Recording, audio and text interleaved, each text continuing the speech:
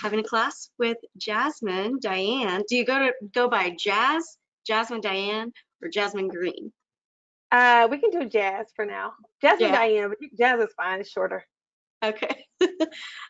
So Jess is a nationally recognized lifestyle blogger at jasminediane.com. She's been blogging for over 7 years and works with brands like Dove, Starbucks, Pepsi, and also does work with KC Fashion Week.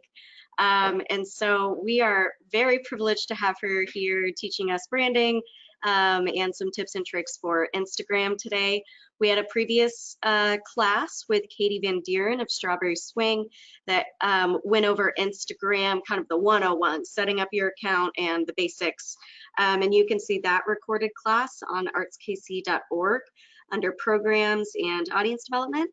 But this one is going to go into like a 201 class, talking about some scheduling tools and specific content ideas. And Jazz is also going to ask at one point in the presentation that we have a couple volunteers to screen share their Instagram accounts, and she's going to give you a little bit of a analysis and make some suggestions on your content, which is super cool, and I did not know that we were doing until this morning, so I'm really excited about that. So just make sure if you want to participate in that you're logged into your Instagram. And then another housekeeping, if you have questions during Jazz's presentation, put them in the chat, and then we will address them later on. I'll read them out loud, or Jazz will read them out loud and answer them.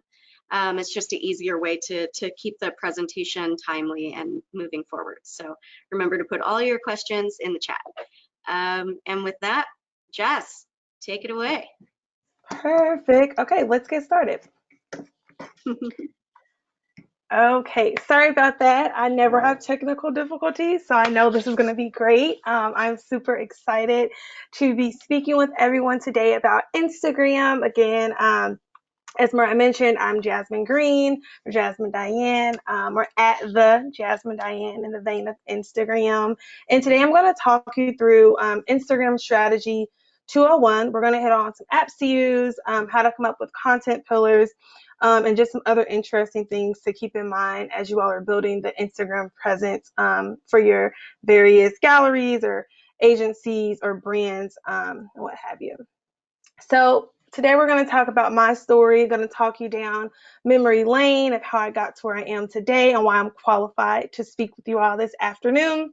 Next, we'll go into some content inspiration. That's where we'll look at different Instagram accounts, what works, what doesn't work, and then we'll get into content pillars. What should we all be posting on Instagram? What works, how to test that content out, how to show and tell your story, right? Instagram is a very visual platform, but it's not just the pictures you post, it's what you say. It's also the tone of what you're saying and how you are connecting with your audience. Next, we'll talk about some Instagram growth hacks, some tools and apps that I really love, and then some brand growth opportunities. Our formal Q&A is at the end of the presentation, but you can always include some comments or questions in the chat, and I will get those answered, or we can discuss.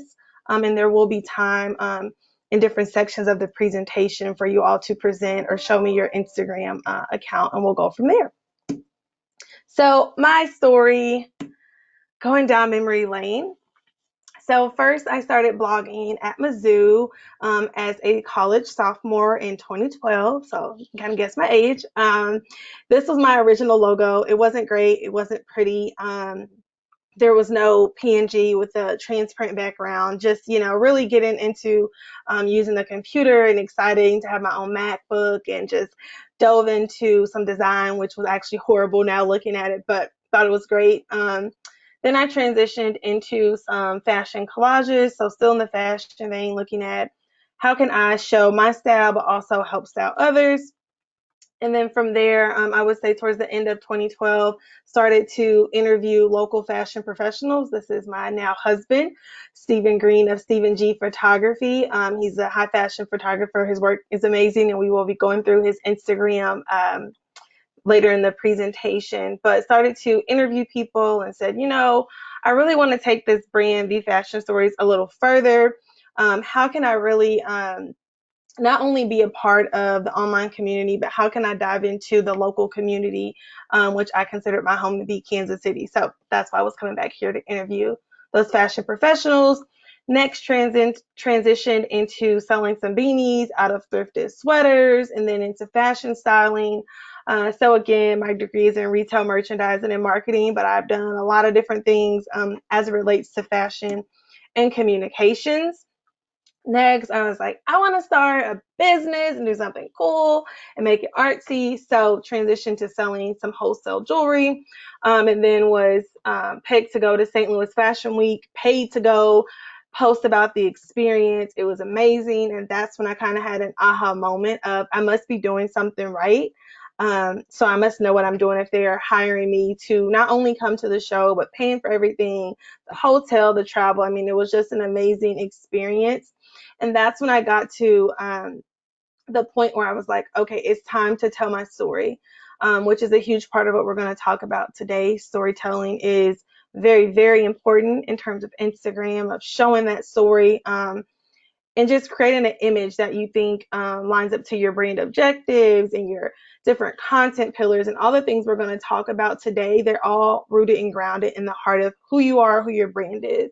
And I know some of you all are here for your own galleries or museums or art nonprofits or whatever the case may be, but it's all about that story in the heart of why you do what you do. Nonprofit is a passion project. I do a lot with my church and nonprofit, but there's a lot of passion and heart there that I think can transition, from my own personal brand to the bigger brands I've worked with to nonprofits as well.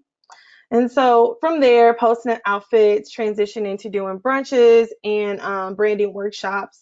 And this was in 2017 and 2018, 19, then COVID. So at a pause for 2020, but super excited to be here today. If any of that stood out, feel free to stop me. But that being said, we're going to jump into the presentation.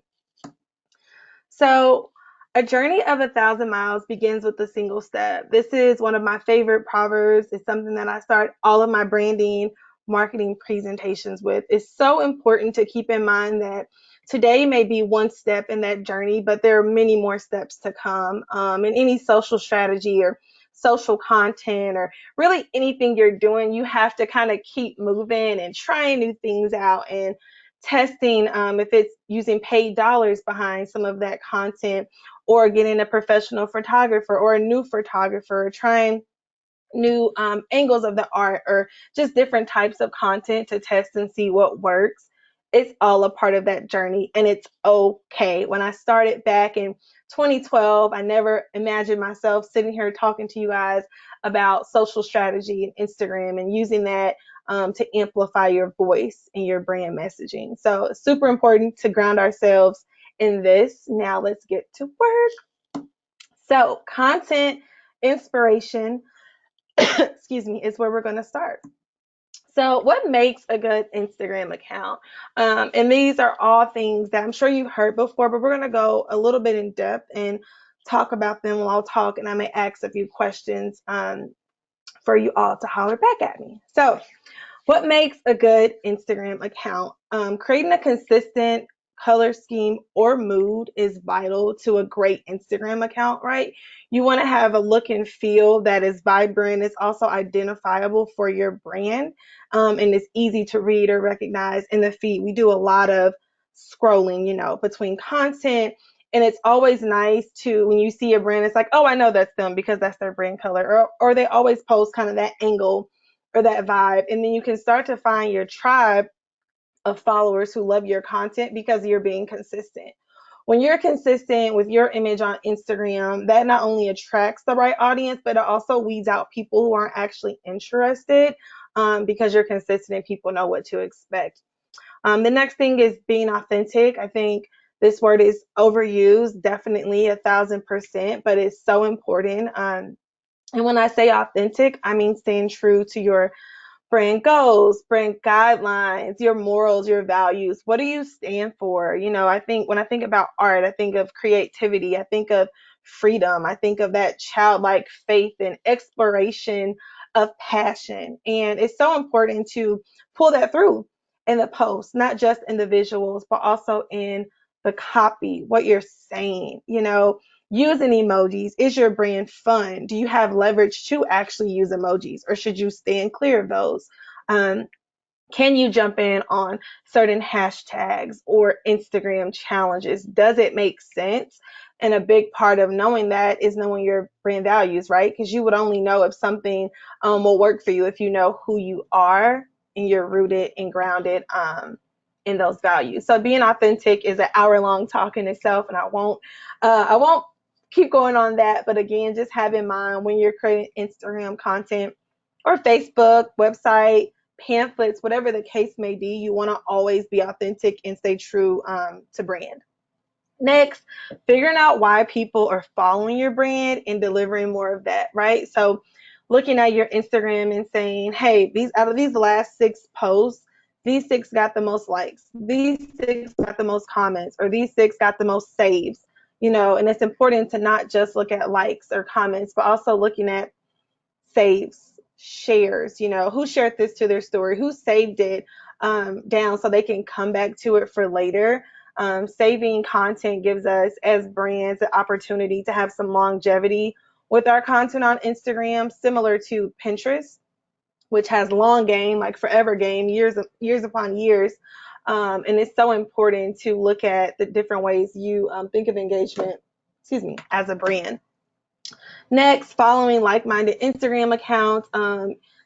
Some businesses don't follow other accounts, but more for the personal artists or like the influencers, you do want to follow people with like-minded Instagrams. And a hack for businesses is to follow those accounts for maybe a ghost page where you can literally just keep an eye on the competition. It's always nice to kind of know where you ladder up with local artists or even artists within your region, or, staying up to date on what other people are doing, not to copy them or to feel like you need to really be in competition, because your competition will be your own content, but it's just great to see what others are doing. This also provides opportunity for collaboration. Next, we want to be trying new things.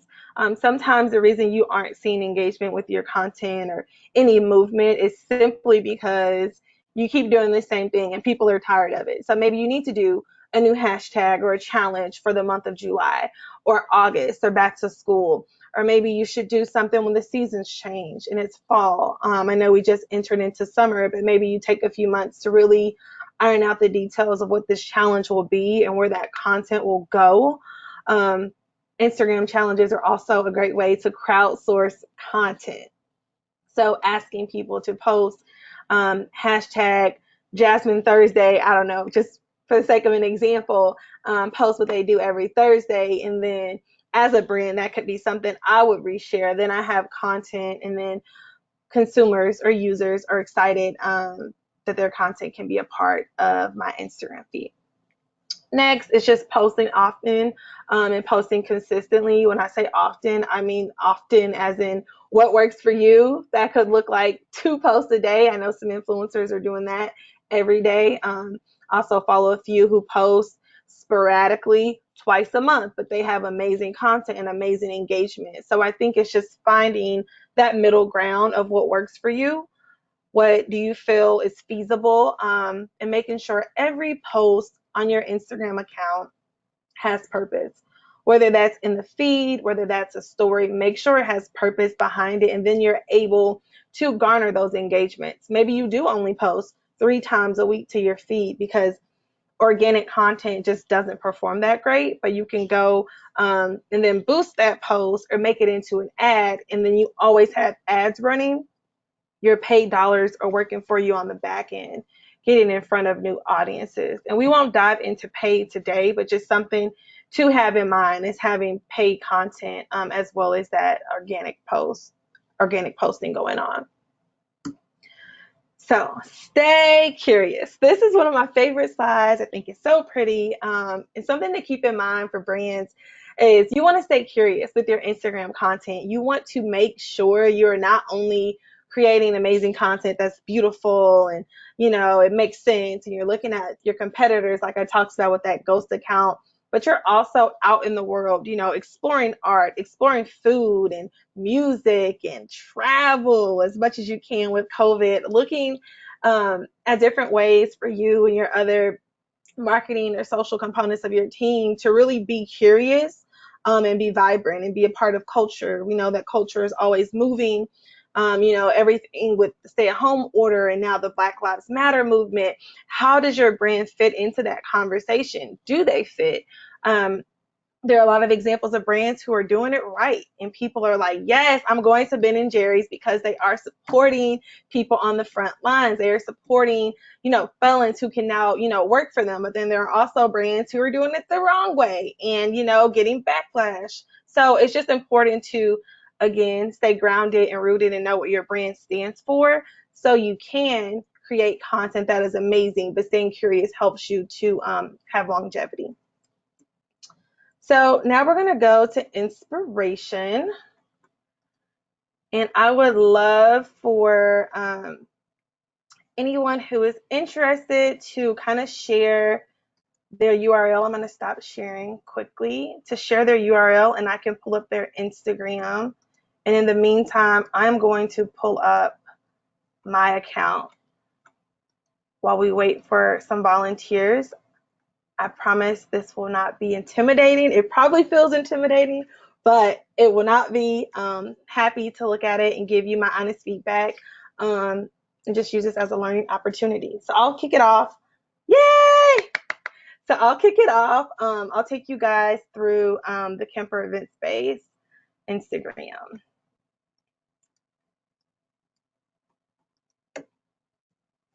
Okay.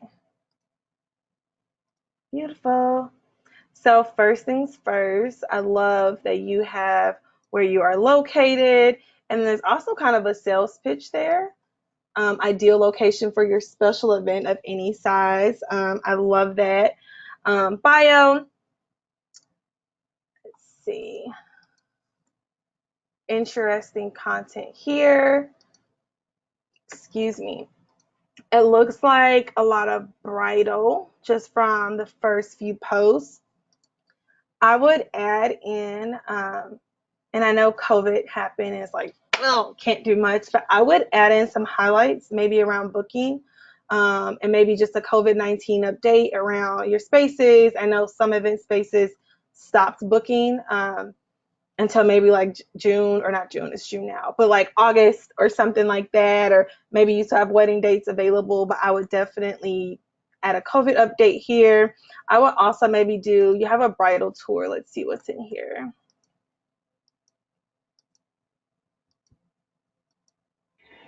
Looks like those are from different events, or maybe there was one bridal tour event you guys hosted, which is lovely. I would maybe do a like BTS of the actual space. So if someone wanted to view the space live, they could feel like they were there, and just do that with some nice images staged, or just without during an event stage, or if there's not an event coming up, just go ahead and post some of that.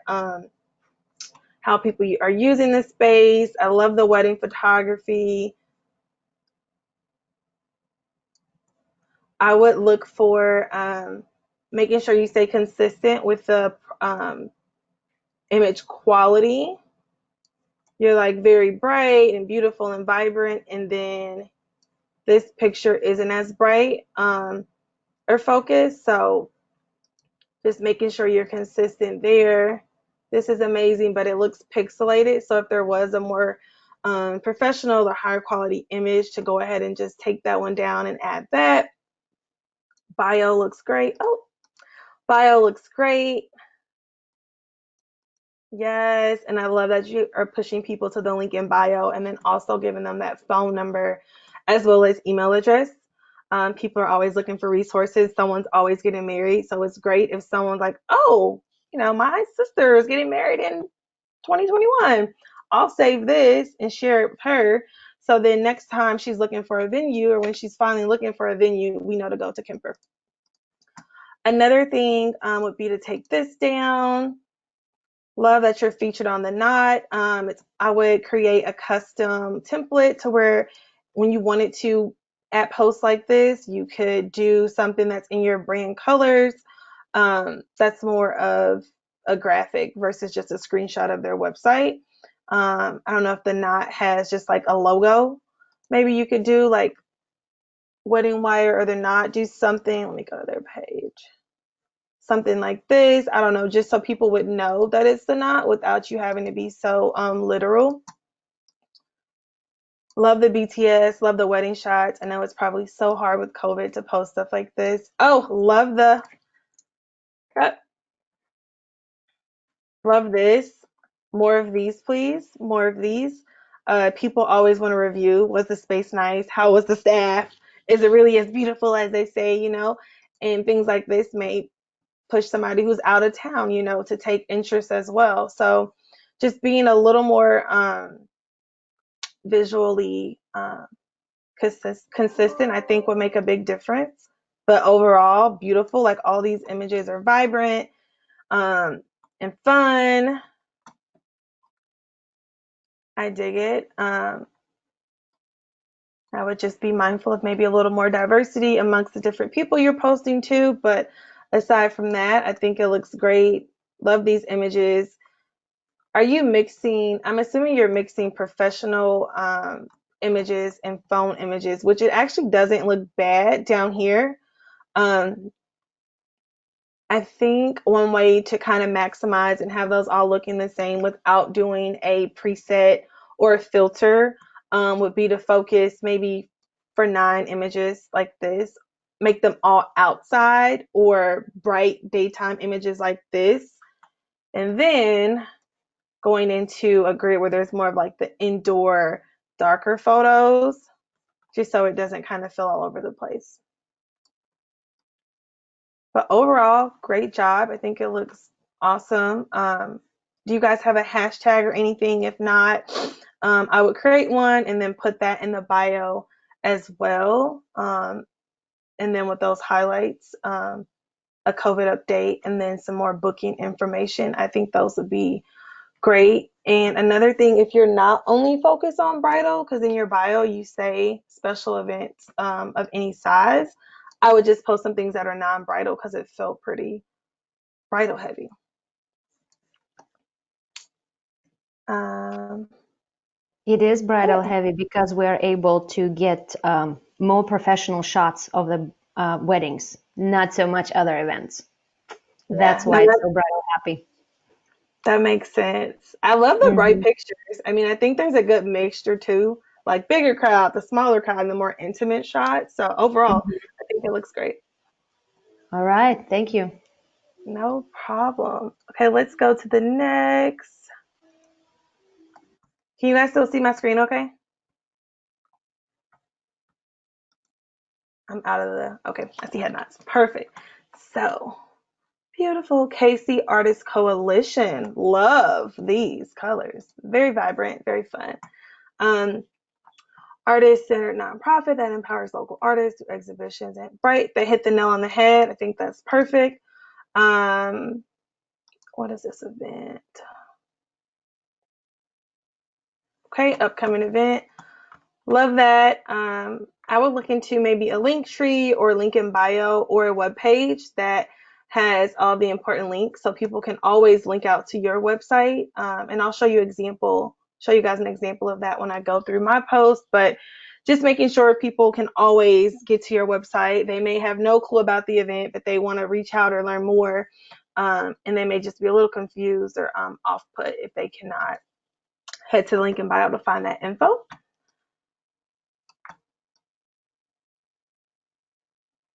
Okay. I love the other pieces of art. The various pieces of art look really good. Vibrant. So this reminds me of Instagram 2011, 20, no, when did I graduate? 2014, 2013, when it was so art heavy. I love seeing the artwork. I would add in some actual a content or copy to this. So maybe just who the artist is, tagging them, adding the location, and with a quick, quick compliment to the art or question about the art. Where would you hang this or where would you put this? Something like that, just to make the engagement go up a little bit.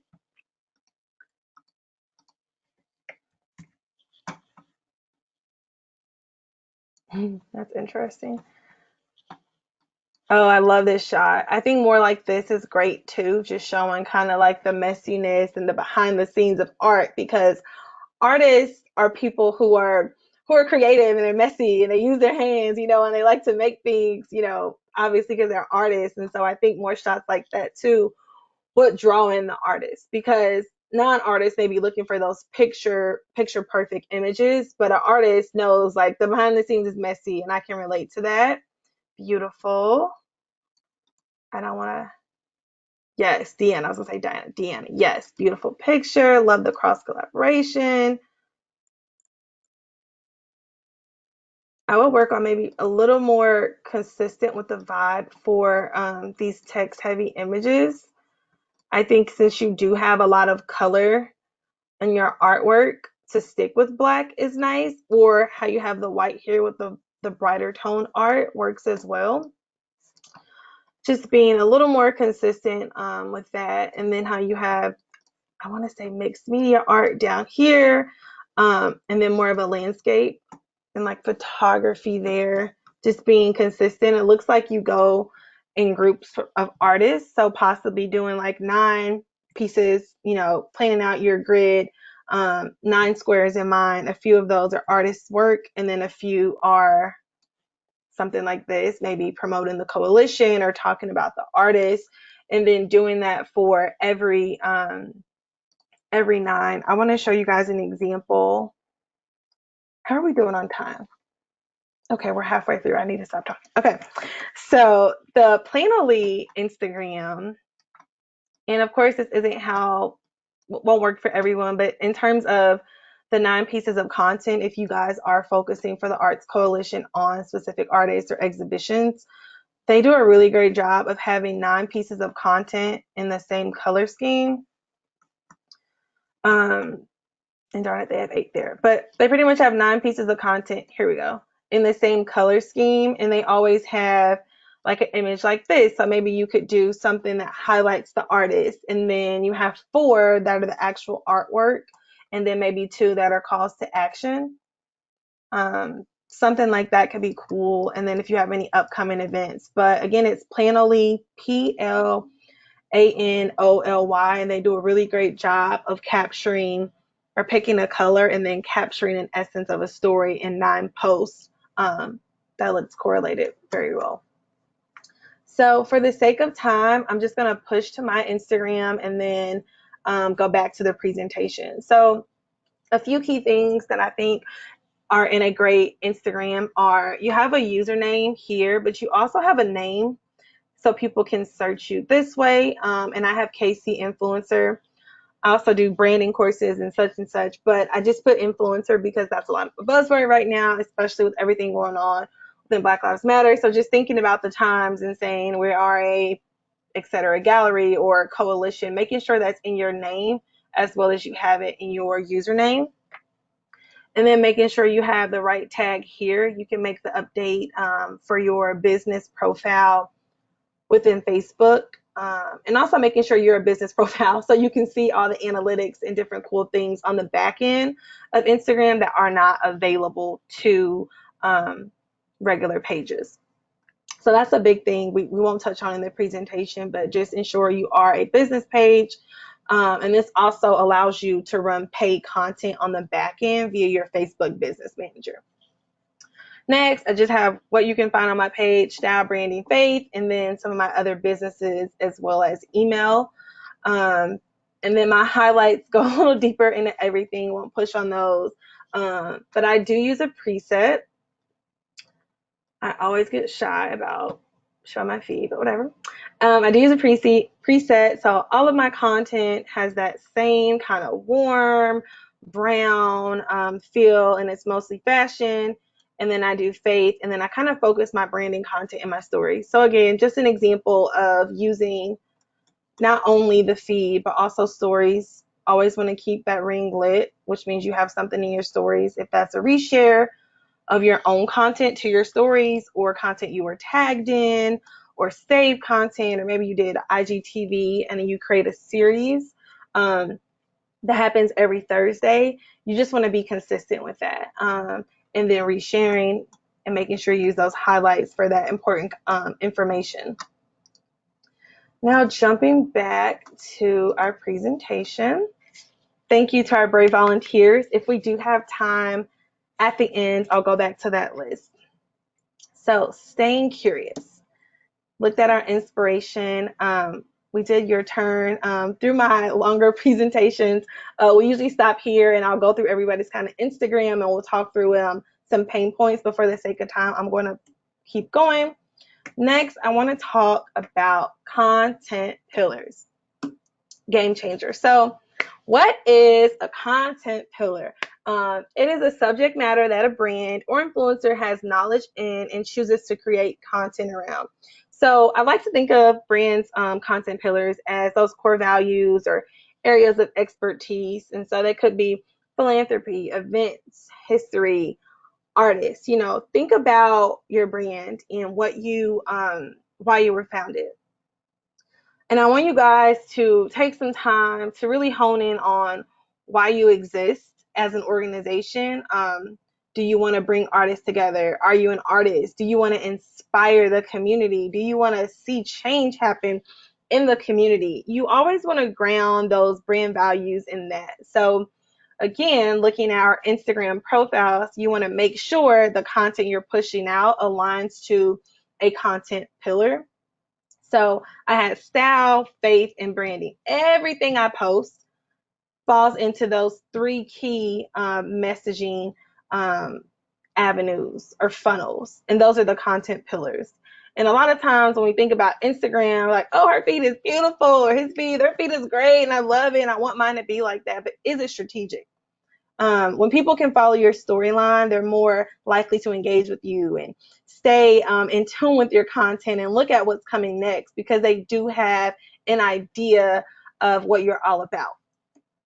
So this one, again, is more for influencers and entrepreneurs, but looking at that passion, and this could go for an arts organization as well, but that passion, why you're around, just talks about that. What makes you money? So that event space, you know, who's booking? Is it bridal? Do we stick there? Do we go into small events? You know, are there different ways we can promote what's happening within the Kemper event space? And then you kind of find that sweet spot, and that's where we look to create our content pillars. So it's your turn. Ta-da. I want to go back to, okay. So I wanted to see if you guys had any questions. Sometimes content pillars can be hard to grasp or just confusing to kind of find or figure out. If anyone has any questions, I'll wait a second and I can answer those before we move on.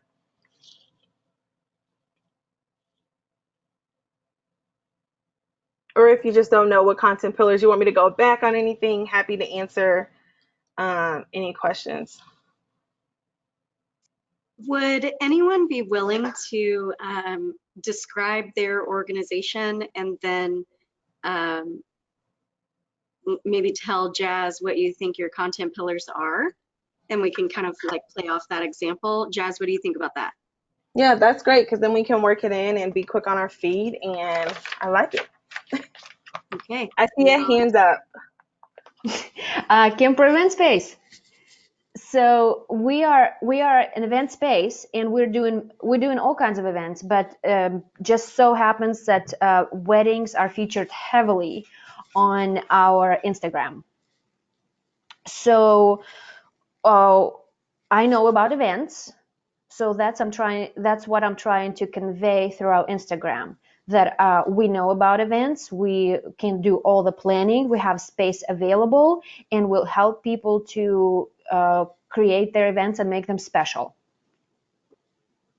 Got it. So it sounds like the space itself is one. I like that you did post a lot of events. Maybe space features. I don't know if you guys have thought about that, but just I was I'm recently married, and we looked at spaces. What did their bridal suite kind of look like? What was their changing area? What were those amenities? Were there places we could take pictures inside and outside? So I think features. If you guys have staff, what does your staff offer? Do you have a kitchen? Is there a shower? things like that. Also, preferred vendors is a big thing within the bridal industry too. So if you guys have a list of preferred vendors or people have to work with you guys, that would be something else. Um, and then any familiar faces are always nice too, like yourself or people who they would see when they are doing an event. It's always nice, even if you do like a sit down of a IGTV video and it's like 10 questions brides ask, or even other events, 10 things to consider when trying to book an event with the Kemper, um, would be a cool piece of content too. So just leveraging not only the content that you get from users of the space, but other content you guys can create in house.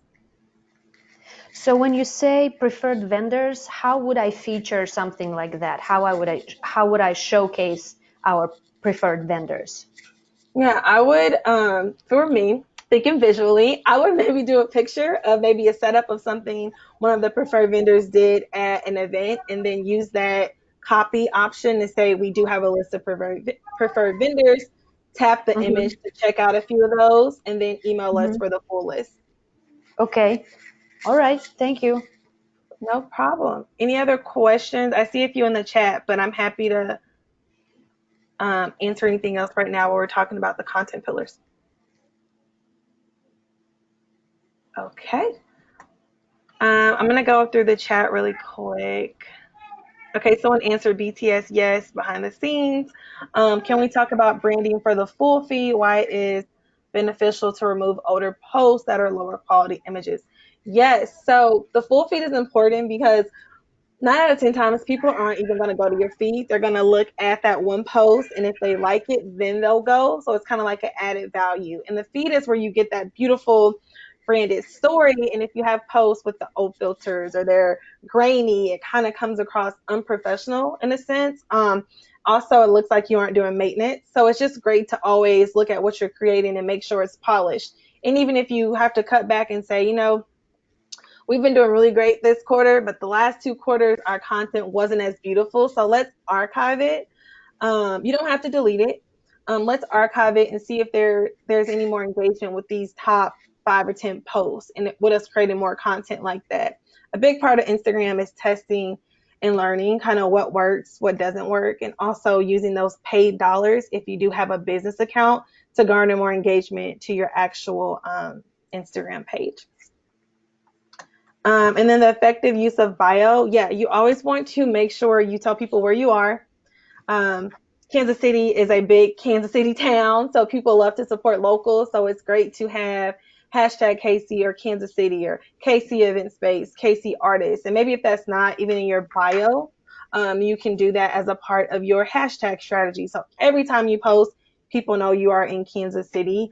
Um, Another important thing too is just the type of art you're producing, or whatever you have, making sure you look at that industry and that audience and see what other people are posting and engaging with.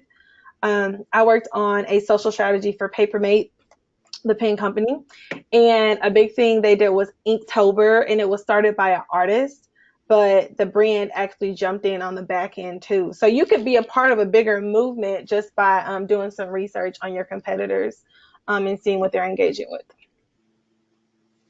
Okay, I'm going to hop back into the presentation.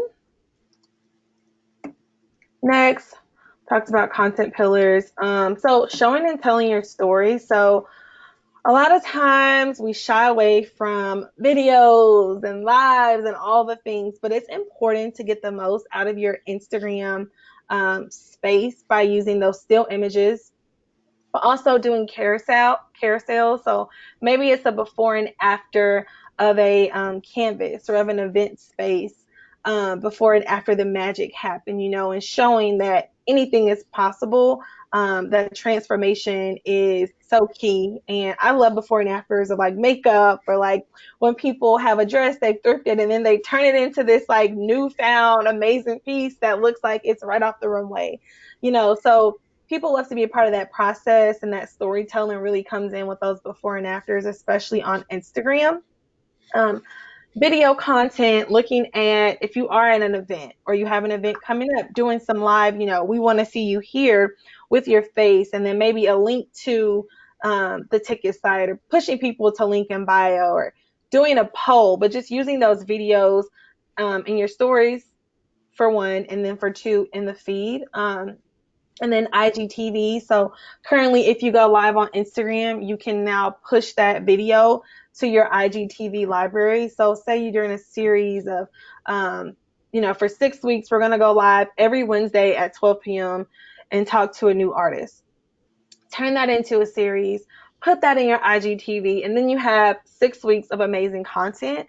You cannot put paid dollars behind IGTV, but you can push people there. So you have one piece of content, you make that a live, and then you push that live. Once it's complete, you download it, and then you push it to your IGTV, so it's housed on your profile.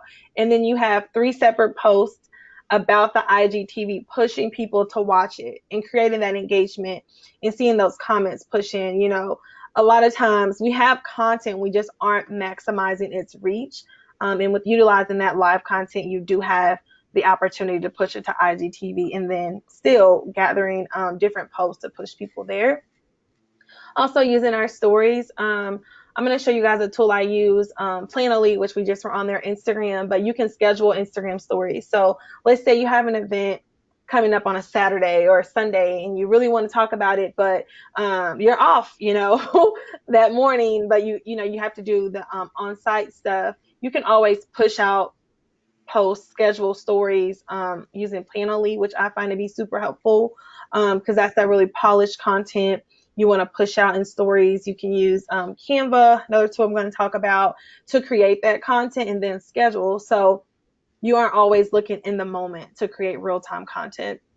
And then utilizing those highlights, whether that's behind the scenes, that's supplies, that's a menu card, that's a list of preferred vendors, or that different devotionals you use, or different books, or just there's so many different things depending on your industry that you can put in your highlights.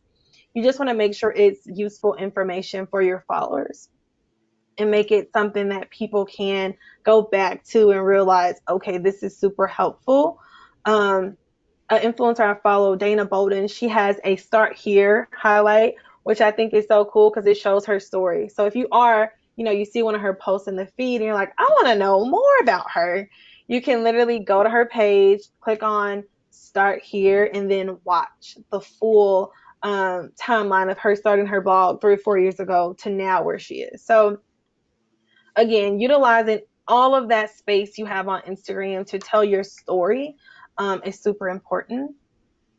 So we'll skip to your turn. So what's in a good bio? Kind of already hit on this, but a title, some type of contact information, fun fact or quotes. I love those for influencers, but also for businesses. If you do have a witty kind of tagline or like something that speaks to who your brand is, again, going back to that core value and those content pillars, that's also something witty too. I think having a catchphrase is always awesome.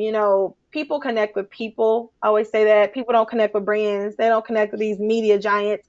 They connect with people. And sometimes it's having that quote or fun fact that really draws people into your storyline.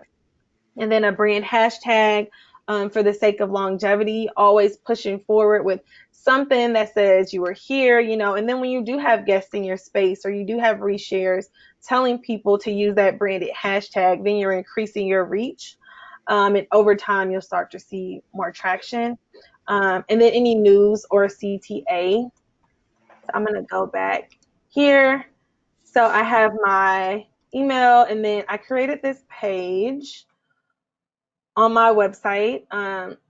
So let's just fake like I'm on my phone. You would see all these different buttons. So anytime I say link in bio in my content, there is a button that goes to whatever I'm talking about. So I have like my blog posts, my branding sessions, blog posts, freebies, etc. And I've seen people do link in bio as well, Linktree. There are a few different software programs out there, but just making sure when you push people to your link in bio, you have a place for them to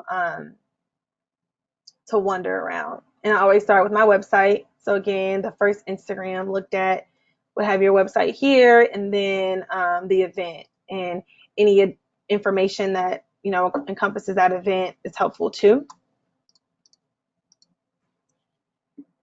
Next, thinking about our caption. So good caption writing is so important. Every post you put up, you want to make sure you have a caption. So a mixture of long and short form is great. So one post may be this witty Beyonce song lyric, and then the rest is, you know, a story about maybe you're struggling with something, or maybe there's an artist who has a really cool background story that speaks to the piece of art that you're sharing.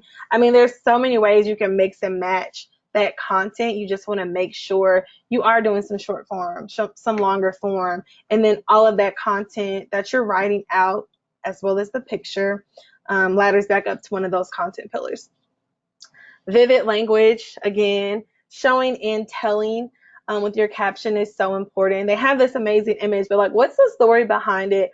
Why are you posting this? And having a why that relates to your brand values is so important when we think about maximizing Instagram and relating. There's so many people who are tired of, you know, fake news and political ads and all those things. So when they find a good content creator or a great piece of content, they hone in. Next, telling a story. I've been talking about this the whole time, so I won't harp on it, but just make sure every piece of content tells a story and is impactful. Quotes are always great too. Say the art speaks for itself, and then you just want to pull in a quote from that particular artist, or a song lyric or a movie caption. You know, you can be creative there. Honesty and authenticity, I find, works wonders on Instagram. I'm talking about, for myself, you know, trying to lose weight and trying to have a baby and being engaged and trying to, you know, all these things that have been a part of my journey.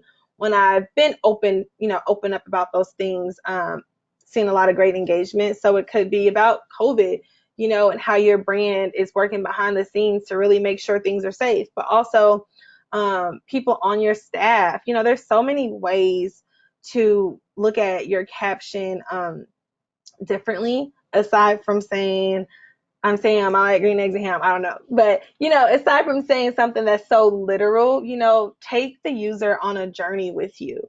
And a great thing to do in that journey is to have different series of content, whether that's every Wednesday you do something around mixed media, or every Tuesday you have an IGTV where you start with the live and then you push it to IGTV. And then maybe you have a worksheet, but you have to join your email list to be a part of that. Or maybe you have some bridal trivia. You know, there's so many different things you can do with content, just making sure that brand voice comes through in those core values and it all makes sense. And I think we're going to skip this one. Sorry. So some social growth hacks. Always nice to do a giveaway. And what I found, especially with event spaces or bridal, just things that cost more, it doesn't even need to be like a free rental. It could be a giveaway of things that you know your audience is going to need. It could be day of supplies. It could be art supplies. You could partner with a local art store or craft store. You could partner with the influencer to give away a special experience at your space. So then you're still getting views from their audience and you're maximizing, but then you also have an opportunity to introduce new people to your space. I love giveaways. It's not here, but joint IGTVs or joint lives talking about a topic, or Zooms, you know, inviting people into your space behind the scenes is always great. Cross promotion, again, that comes through when you do collaborate with local businesses, and it doesn't even have to be your competition. So for myself, it wouldn't have to be another blogger, but I am a part of Pass the Mic, which is an initiative for white influencers to share their space with Black influencers. So crossing the color line, you know, that is something that is obviously a hot topic right now with everything going on in the world, but it's super important for growth. And also just for education, you know, your space, you may partner with a flower shop, you know, or dresses, you know, it could be to give something away, or it could be just a conversation, but cross promotion is always great. And paid Facebook ads, if you do have a business account, making sure you are pushing out some type of ad, even if it's boosting a post for $30 for the whole month and seeing what happens. Or if you have 2 posts and you boost for $15 for 2 weeks and see which one performs the best, and then put an additional $50, $100 behind that. Facebook ads are great. Love them. Like I said, I work with my church, which is a nonprofit, and we do some paid ads and have seen some great success with getting more video views with just a few dollars. Not a crazy budget, but just making sure we are utilizing everything that Facebook has to offer. So giveaways are good. Think about one channel, the incentive, and time. So when looking at one channel, if this is an Instagram giveaway, making sure it stays on Instagram. People don't have to go out and do 5 steps, download this, sign up here, like this page. It's just harder to track. And the harder a giveaway is, the less likely people will engage. So coming up with something that lives on one channel, which would be Instagram, making sure the incentive is important to your target audience. And also the time commitment. The time commitment is minimal for users, but also the timing from when I enter to when you announce a winner isn't too long.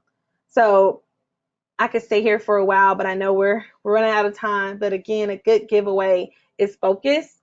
It's going to attract the right people, and you can also make your giveaway post a ad and boost it as well, and send it out to your email list. So there are so many ways.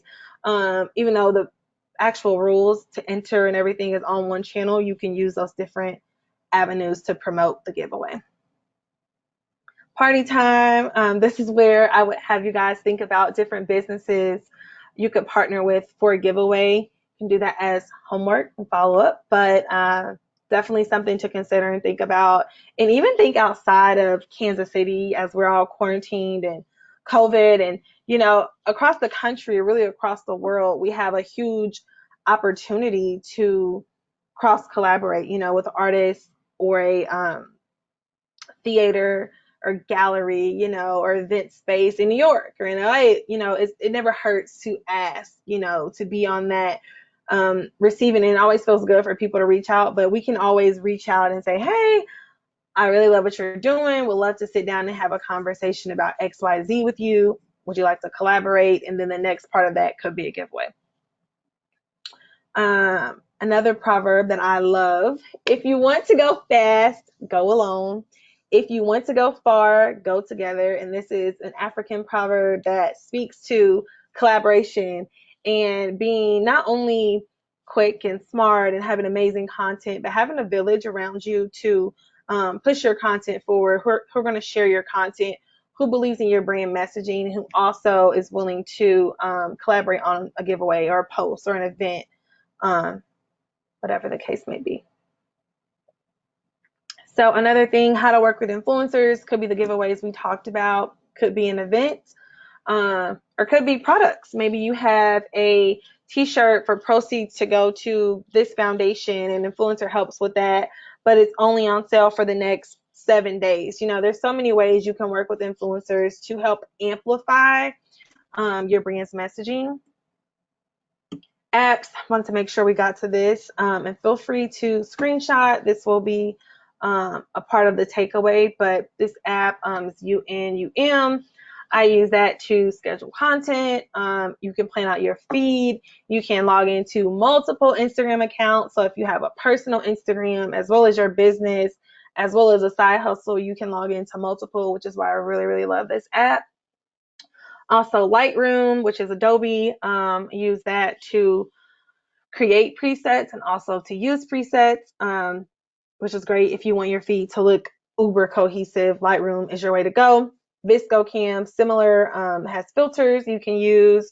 There's a bunch of free ones, and you can also add in some paid featured filters. Snapseed, WordSwag, again, these two are popular. I don't use them, but I know a lot of influencers do. I use Hootsuite to schedule out my tweets. Again, Twitter, Facebook, they do have an Instagram component, but I don't use it. I don't think it pushes it out like Planoly, which isn't on the list, but we talked about, and I'm going to pull up my Planoly in one sec to talk you guys through. And then Canva, this is where you create those graphics we talked about. If you don't have a graphic design artist, don't worry. They have templates that are already in the perfect size for Instagram. Or if you do a Facebook event, or if you're creating a t-shirt design, they have the full list of templates for you, as well as some pre-made template designs that you could just change the wording and the colors and be on your way. Another one is Fiverr. You can use this to request services. If you need someone to, this was something I did. I did a YouTube video and I want to turn it into a blog post. So I went to Fiverr to find someone who would type the video out, and it was super cheap. I think it was like $5 for a 5-minute video. So again, say you don't want to speak and you want to write some things out, that's an option. And then Google Analytics, figuring out who and why people are going to your website. That's not an Instagram thing, but just an app in terms of social, that is really important, and seeing where your audience is. And then this is UNUM. I always call it UNM, but I'm not sure if that's exactly how you pronounce it. Some different things I like. So this is the feed. You can plan. Also tells you your best times to post, and then your post with the most engagements. Growth opportunities, events. COVID's here, but just to keep in mind, brand awareness, revenue, relationships, and building trust. Again, you can do a virtual event using Zoom or IGTV, knowing that COVID, I think, will be around for at least the rest of the year, unfortunately. And perks of live video, relatable, shareable content in real time, and then just the reach and community. Again, now that you can push those lives to IGTV, there's so much opportunity. Secure the bag. These are just different ways you can make money online. I know you all are working with different nonprofits, so product, service, influence, webinars, sponsored, etc. Thank you. Woo! Thank you. Thanks for adding Linktree. That was my full presentation. I know we're 2 minutes over, but I am happy to stay and answer a few questions. Unless there's something else, Mariah, but just let me know. No, thank you so much, and for squeezing all of that information into a short amount of time and being flexible with us. This has been so good. I'm seeing like some chats popping up that everyone was really thankful for this presentation. So yeah, if you're willing to stay on and people have questions, I'm good to keep the meeting going for another 5 or 10 minutes if anyone has any questions. Sounds good. Well, if so, just I guess leave in the chat or throw them my way. Okay. Am I there now? Yay! There's also, hi. I haven't seen you in years. It's good to see you. Well, thank you. I'm glad to be in touch today and getting all this good instruction from Jasmine, who knows it all. I'm new to Instagram, and it probably is pretty terrible, but I didn't know how to get in online. So I did finally get in through the computer. But I don't think it's the one that I use on my phone, but maybe it is. They look different. And so perhaps I need to combine the two. One is in my business name, Homegirl49, and the other is my name, Adrienne W. Horde. So I think I need to learn how to combine the two so that I can kind of sync up what I'm doing. What is it that you're doing, or what is your Homegirl49? What is that page about? It's a fine arts business. I'm a painter, a photographer, and a bead sewer. I do jewelry. What I have on, I did. I don't know if you can see what I have on, I did. Yes, what I have on, I did.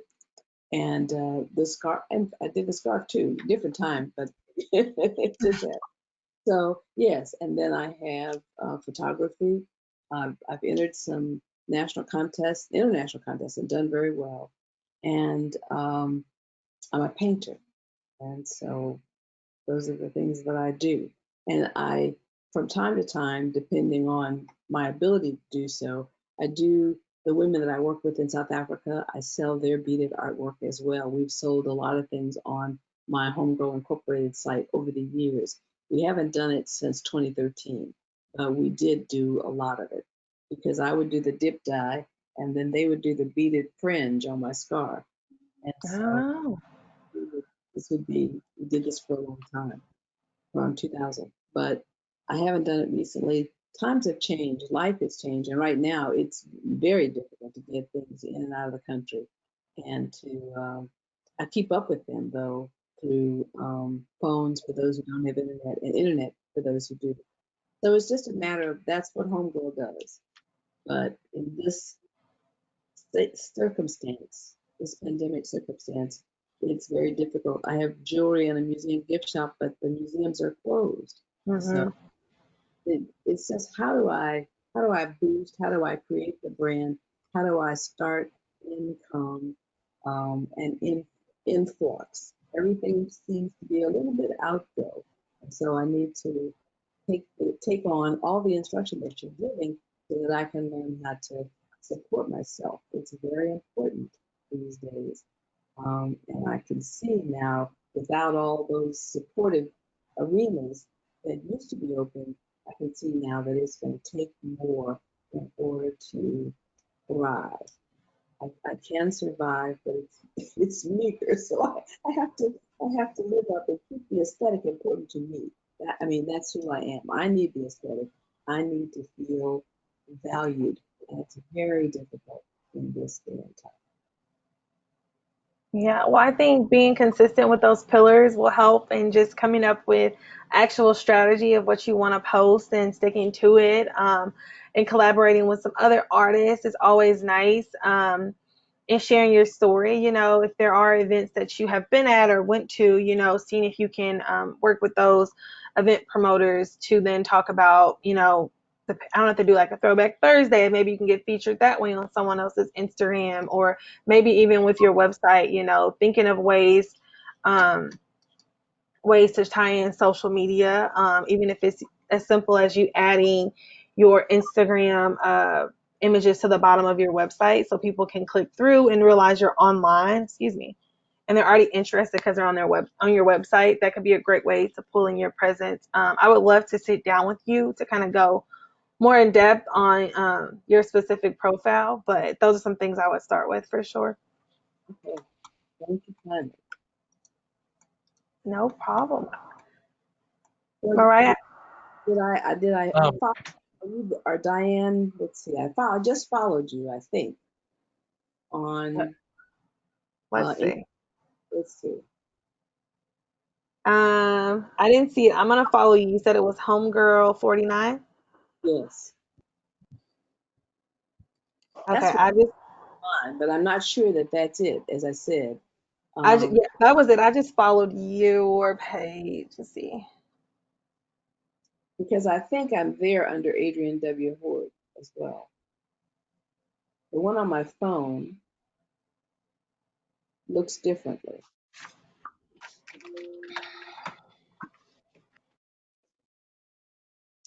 Brandon, did you have a question? yeah, Jasmine, is that right? Yeah, Jasmine. Jasmine. Oh, okay. Quick question. I do the communications for ArtsKC, and uh, great stuff today, and particularly because I'm not very tool savvy. We have a couple of things that we use Agorapulse, which I absolutely hate, but we are going to use Hootsuite and whatever. So it was so good to hear from someone who uses some of the other tools that I haven't just delved into. Talk about those a little bit. But my question is, so we often have to we'll have different sessions like this. So we'll have different events of the same kind of thing. So Mm-hmm. therefore, graphics that we've created for it um, are always the same, if that makes sense. So in Instagram world, I'm kind of at a crossroads where it's like on a Hootsuite, you've got all four of your big social channels, right? Your Facebook, LinkedIn, Instagram, and Twitter.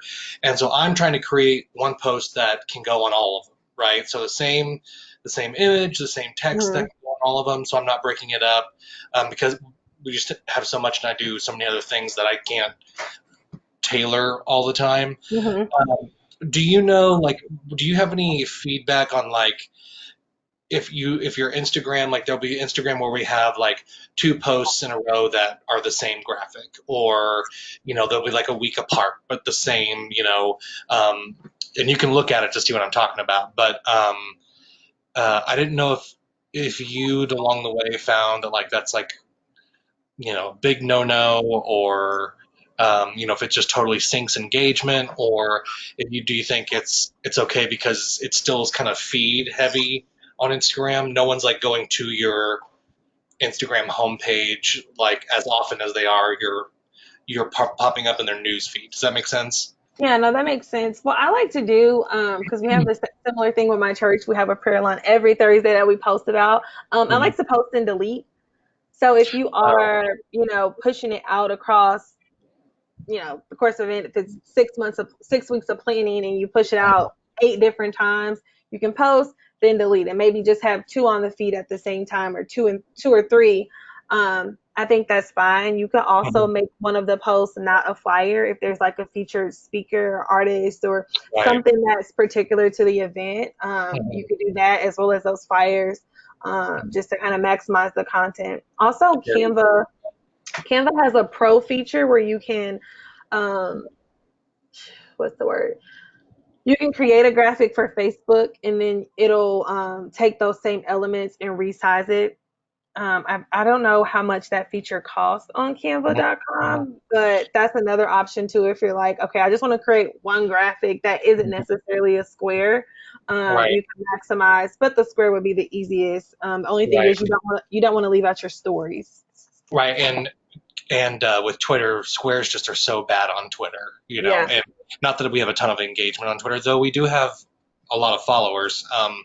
But it'll so cut it that, off, what? but it Yeah, cuts off the it can make it dimension. look weird, and especially if you have pictures of like people and you only see like here Yeah. down.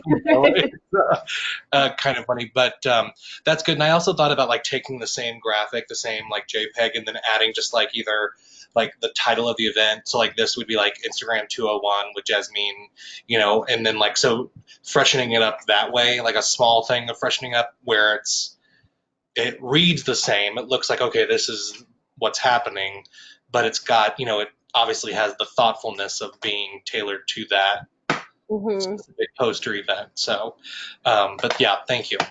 That's good. No, no problem. Another thing too that comes from with events, if it is like a series of, maybe if you have like a color overlay or like a different screen, so it looks like it's a different speaker, has the same vibe, but you use a different color palette. Hmm. Um, that also may be a different way to differentiate. Sure. Good. Good. Thank you. No problem. Great. Well, Yay! thank you so much, Jasmine. I appreciate it. And thank you for staying on a little bit longer to answer some of these more in-depth questions. Thank you. Hey, Thanks for having me. yeah, It was great to present, and I am the questions keep me on my toes. So I'm like, okay, now I know what to go on in the next round. So no, thank you. I look forward to continuing our partnership, and I'll send you over email with some materials, and we'll go from there. great. And I will definitely be contacting you for classes in the coming months too, because Yay! this was awesome. So thank you so much. And I'm No going to problem. stop recording, and you guys have a good night. You Thanks, too. Jess. Bye, guys. Bye.